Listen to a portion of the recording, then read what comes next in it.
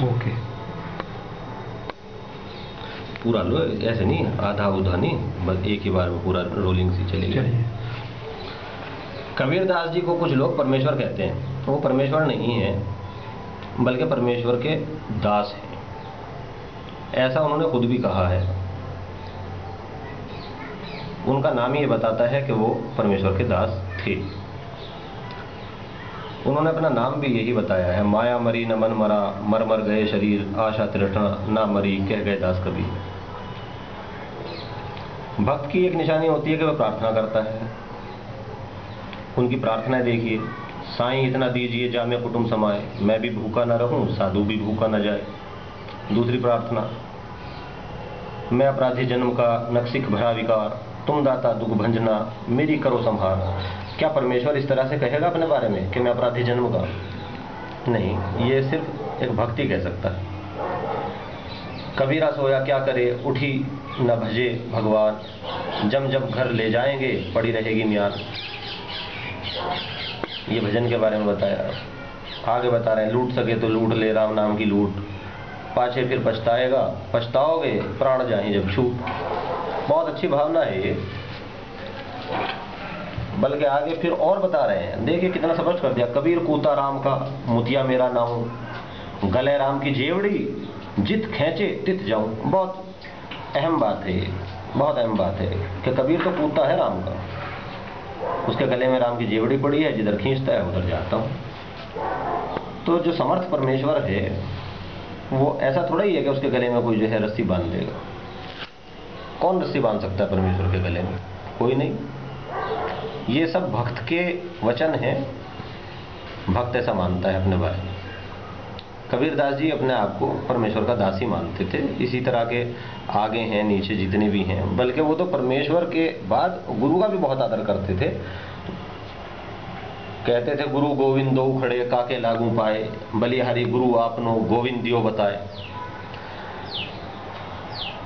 आगे कह रहे हैं कि गुरु की कृपा ना होती हम भी पत्थर पूजते रहते, हम भी पाहन पूजते होते बन के रोज, सतगुरु की कृपा भई सिरते उतरिया बोझ। और आगे कह रहे हैं, बलिहारी गुरु आपनो घड़ी 100 बार, मानुष से देवत किया करत न लागी बार। और आगे देखिए क्या कहते हैं, कबीर ते नर अंध है गुरु को कहते और, हरि रूठे गुरु ठौर है, गुरु रूठे नहीं ठौर। गुरु की भी बहुत इज्जत करते थे, गुरु का भी बहुत आदर करते थे कबीरदास जी। आगे कह रहे हैं, राम बुलावा भेजिया दिया कबीरा रोए। देखिए स्पष्ट है, क्लियर है कि एक राम है जो बुलावा भेजता है कबीरा को, कबीरदास जी को। और कबीरदास जी का क्या रिएक्शन होता है राम जी के बुलावे पे? वो रोने लगते हैं। कहते हैं, जो सुख साधु संग में सो बैकुंठ ना होए। बैकुंठ में भी उन्हें वो सुख नजर नहीं आता जो उन्हें साधु की संगत में। हालांकि ये एक थोड़ा सा भ्रम भी है यहाँ। कबीरदास जी को ये समझना चाहिए था कि साधुओं की संगत तो बैकुंठ में भी मिलेगी।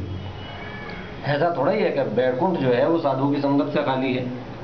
लेकिन हमें यहाँ कोई आलोचना प्रत्यालोचना नहीं करनी, हमें तो केवल ये दिखाना है कि कबीरदास जी परमेश्वर नहीं है, परमेश्वर से अलग है, परमेश्वर के दास हैं। ऐसी कबीरदास जी की अपनी मान्यता खुद थी, लेकिन लोग समझते नहीं थे, उनकी बात को समझते नहीं थे, क्योंकि उनकी बातें जो है रहस्यवादी हैं, प्रतीकवाद है, इसमें अलंकार हैं, तो बहुत सारी चीजें कवित भी है, कविता भाव भी है, तो बहुत सारी चीजों की वजह से ये गूढ़ रहस्य हो जाता है। तो जिनकी अकल कम होती है या जिन्हें उन शब्दों का नहीं पता, उन सारी भाषाओं का नहीं पता है, जितनी भाषाओं के शब्द जो है कबीरदास जी ने इस्तेमाल किए हैं, तो वो समझ नहीं पाते इस बात को।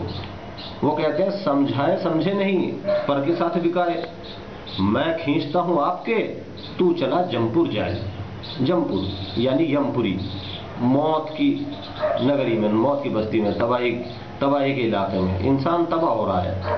वो कहते थे कि जो कुछ है सब कुछ बस एक मालिक है।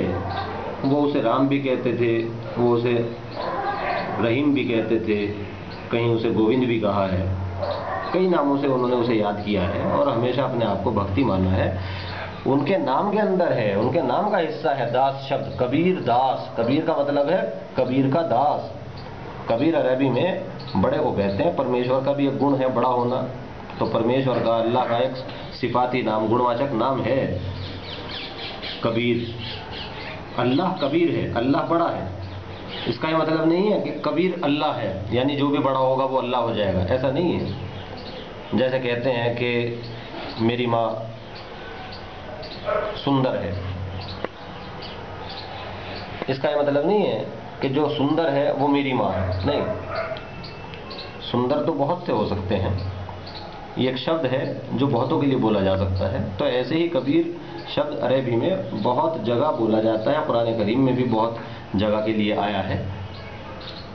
तो इस शब्द को इसके उचित संदर्भ में समझा जाना चाहिए, और ये कर्तव्य है मनुष्य का। अगर ऐसा नहीं किया जाता तो वो भटक जाएगा, जैसे कि श्री रामपाल जी भटक गए और वो खुश हो रहे हैं, वो चैलेंज कर रहे हैं डॉक्टर जाकिर नायक को कि मैंने उनकी बात गलत निकाल दी, आ जाओ। ठीक है,